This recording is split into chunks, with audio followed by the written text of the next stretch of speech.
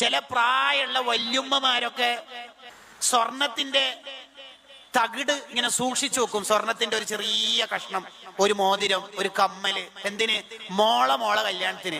എത്ര അർജന്റ് ആവശ്യം വന്നാലും അത് എന്റെ ഫൗസിക്കുട്ടിക്കുള്ളതാണ് എന്നിങ്ങനെ പറഞ്ഞു കൊടുക്കും.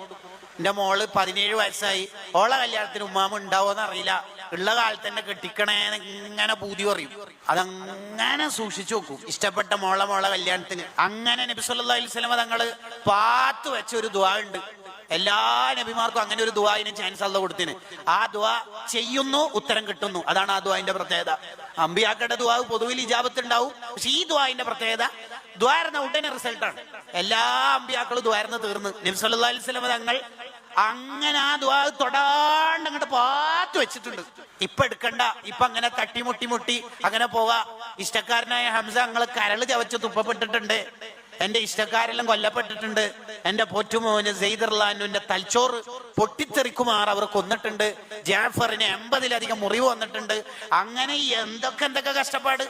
ഭക്ഷണം കൊടുക്കാതെ പ്രയാസപ്പെടുത്തിയ കാലമൊക്കെ ഉണ്ടായിരുന്നു. അങ്ങനെയൊക്കെ ഒക്കെ തട്ടിമുട്ടി പോവാ.